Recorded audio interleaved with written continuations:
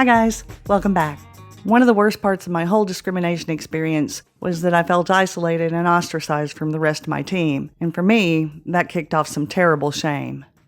We all know that shame, that terrible feeling that something is so wrong with us that we're unworthy of acceptance and belonging. Neuroscience says that shame activates the same parts of our brain that get activated in fight or flight. And that means that shame isn't something we think up, it's hardwired into us. Back when humans were still living in caves and huts, belonging and being accepted by the tribe was essential to our survival. Shame alerted us to the signs that we were in danger of being cast out, so we could course correct. These days we're not so dependent on the tribe, but shame is still hardwired into our brains. For some of us, like me, the shame kicked off well before my discrimination did. I had IBSD, and that's not something that I wanted to talk about with anyone.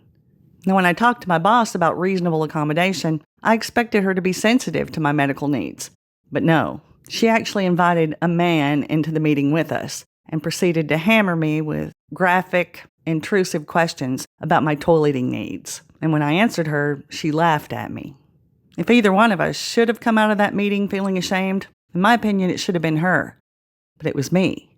The way she treated me, like I wasn't even human, kicked off that fear of being cast out of the tribe. The man that my boss invited into the meeting with us, he had to know that those questions were wildly inappropriate, and he had to know that her behavior was way out of bounds. But when the meeting was over, he was instantly up her butt.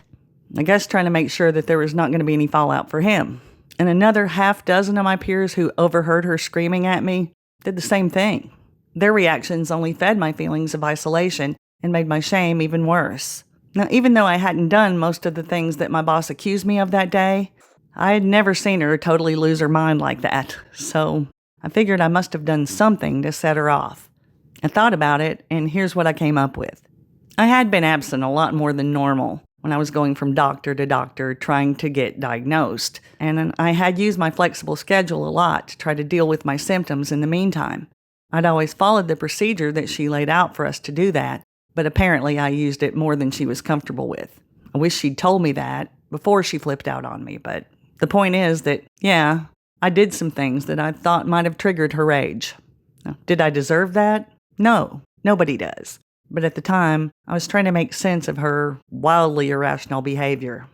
I know a lot of you guys carry the same shame that I did. They step on our rights and act out, and we have to carry the shame for what they did, because we think that on some level, we deserve it. And of course, nobody actually does deserve to be treated that way, but there are a few reasons we might think so. First, our employers judge us all the time. In fact, at most places, regular performance reviews require our bosses to evaluate both the quality of our work and our character. I worked at NASA for over 30 years before the discrimination started, and all that time, their judgment of me was mostly positive. When they told me I was a good employee, I believed that, and I took pride in it. And when they told me I was a bad employee who didn't deserve my rights, well, at first I believed that too. Most of us have some situation in our past where we felt abused and powerless to stop it. Even when it wasn't our fault, most of us still judge ourselves fairly harshly for letting that stuff happen to us. And when that kind of stuff keeps happening to us, well, it gets really easy to blame ourselves and convince ourselves that there's something about us that makes us deserve to be treated that way. And after a while, if that stuff keeps happening to us, well, it gets pretty easy to convince ourselves that we must be responsible in some kind of way. There's also a blame the victim culture in America.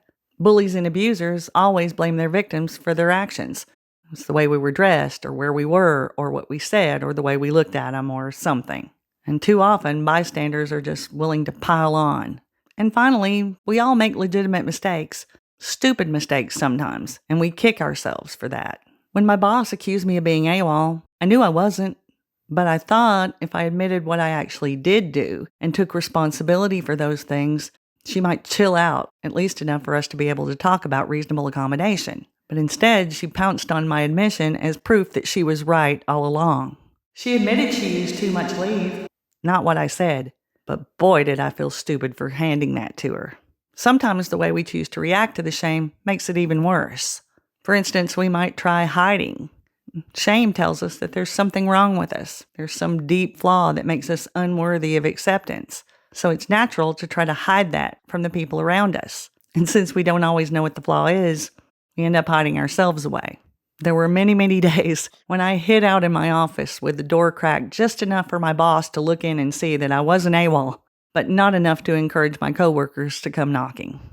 When we're caught up in shame, we tend to skip out on anything that isn't mandatory. And we also hold back from interacting the way we normally would. We sort of turn ourselves into human wallpaper. Now, of course, this kind of self-imposed isolation has exactly the same effect as them ostracizing us. We feel that we're being disconnected from our tribe, and that only feeds the shame.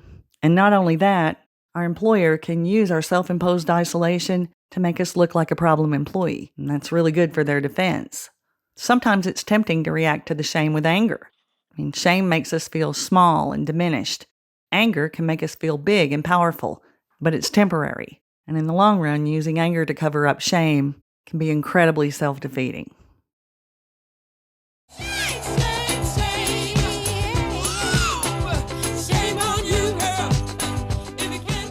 Like I said before, shame tells us there's something wrong with us, and our natural tendency is to try to hide that. But hiding our flaws doesn't fix anything. It just reinforces the idea that we need to keep hiding them. Our secrecy only feeds the shame. And the most powerful way I found to get rid of the shame was to stop feeding it. So instead of continuing to hide the fact that I felt like something must be wrong with me, I admitted it out loud, first to myself and later to some people that I knew were on my side. The minute I admitted out loud that I thought I might deserve some of what NASA was doing to me, I was free. It turns out my dark little secret couldn't survive the light of day. Whenever anyone tries to shame us, or when we start self-shaming, it always helps to remember that shame can only survive in the dark. All we have to do to escape it is shine a light on it. It really works. I'll see you guys in the next one. Till then, take care and keep hanging in. Fight smart and hang in.